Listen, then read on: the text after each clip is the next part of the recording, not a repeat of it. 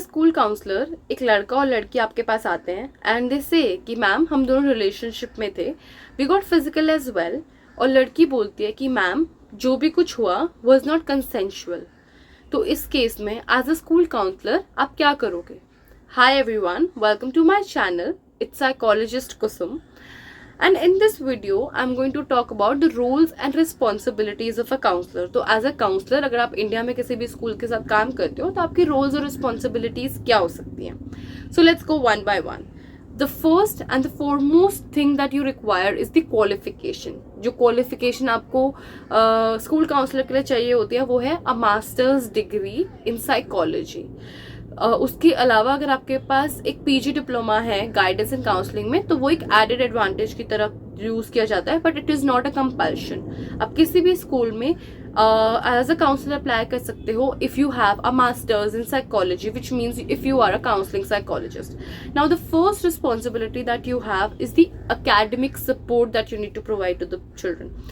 बहुत सारे बच्चे आते हैं जिनको समझ नहीं आता कि they have so much on their plate, they have so much to study, they don't know कि हम अपने एकेडमिक गोल्स कैसे सेट कर सकते हैं। तो एज अ काउंसलर अगर वो आपके पास आते हैं या टीचर्स बताती है कि ma'am this is a child who struggling, so as a counsellor आपकी रिस्पॉन्सिबिलिटीज है कि आप उसे हेल्प करो अपने एकेडमिक गोल्स सेट करने में। तो अलोंग विद गोल सेटिंग आपका एक और मेजर ऑब्जेक्टिव होता है, वो है कि आपको उन्हें बताना है कि आप कौन से कॉलेजेस बेस्ट है, कोर्स सिलेक्शन कैसे कर सकते हो। आपको उन्हें समझाना है कि जो आप चॉइसेस ले रहे हो, एकेडमिक चॉइसेस ले रहे हो, आप ये सब्जेक्ट चूज कर रहे हो, उनकी स्ट्रेंथ क्या है, वीकनेसेस क्या है, उनको हेल्प करनी है आइडेंटिफाई करने में।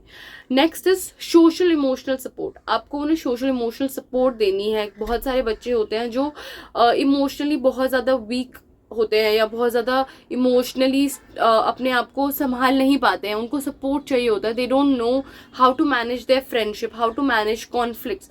सो आपको उनके साथ कॉन्फ्लिक्ट मैनेजमेंट स्ट्रैटेजीज यूज़ करनी है। उनको सिखाना है कि कैसे वो अपने रिलेशनशिप को मोर स्ट्रॉन्गर बना सकते हैं, कैसे वो बेटर चॉइसेस करना सिखा सकते हैं बच्चों को।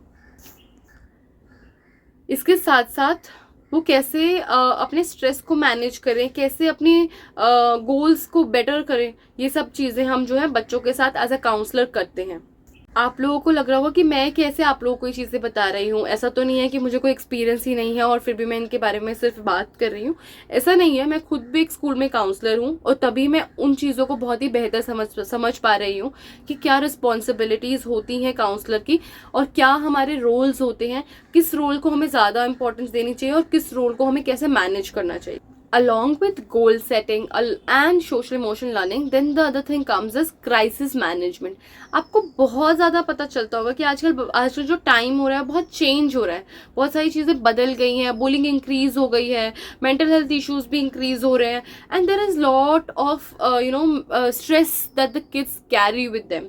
तो उन सब चीज़ों को आपको हेल्प करनी है बच्चे को, ताकि वो जब एक एजुकेशनल सेटिंग में आता है तो उसकी एक होलिस्टिक लर्निंग हो सके। If a child is coming from lot of stress, lot of mental health issues, a child is getting bullied या फिर उसको कोई सब्सटेंस अब्यूज की आदत है, तो इन सब चीज़ों को कैसे मैनेज करना है, कैसे ताकि वो इंटरफेयर ना करे उनके एजुकेशनल जो एजुकेशन लेने आए हैं। तो इन सब चीज़ों की जो रिस्पॉन्सिबिलिटीज होती है वो एक काउंसलर की होती है। तो this comes under the responsibility of a counsellor. आपने बहुत बार सुना होगा इंडिविजुअल काउंसलिंग, ग्रुप काउंसलिंग हम कैसे करते हैं, हम कैसे मैनेज करें इन चीज़ों को। बहुत ज़्यादा कन्फ्यूजन हो जाती है। काफ़ी लोग मुझे सवाल भी पूछते हैं कि रिस्पॉन्सिबिलिटीज होती क्या है। इन्हीं बातचीतों के बीच में एक वर्ड आता है, that is life skill. Life skill होता है ग्रुप काउंसलिंग, जिसमें बच्चों को स्ट्रॉन्गर और बेटर बनाया जाता है ताकि वो अपनी जो आसपास की वर्ल्ड है, even when they going to pass out from school they can face the world. जैसे हम एकेडमिकली बच्चों को प्रिपेयर करते हैं वैसे ही हमें इमोशनली और सोशली भी बच्चों को प्रिपेयर करना पड़ता है।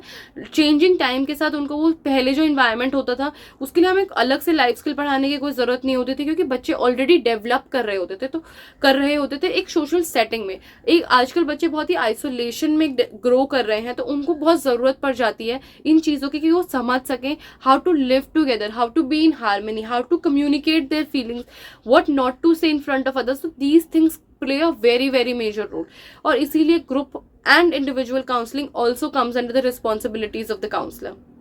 Then parent teacher collaboration. Parents और टीचर्स का कोलैबोरेशन कैसे रहे, जो बच्चे हैं जिनके कुछ स्पेशल नीड्स हैं या जिनके कुछ मेंटल हेल्थ चैलेंजेस है, जिनकी कुछ फैमिली इश्यूज चल रहे हैं, जिसकी वजह से वो अकेडमिकली में भी उतना अच्छा परफॉर्म नहीं कर पा रहे हैं, एंड इवन इफ अगर वो अकेडमिकली परफॉर्म कर रहे हैं फिर भी स्कूल कैसे एक होलिस्टिक यूनिट बन सकता है ताकि वो उनको सपोर्ट कर सके, is also the responsibility of the counsellor to communicate it to the parents and the teacher as well. They as a counselor, you are a link between the teacher and the parent, and you are, then this becomes your responsibilities to make sure that you communicate the things rightly to the parent and the teacher as well.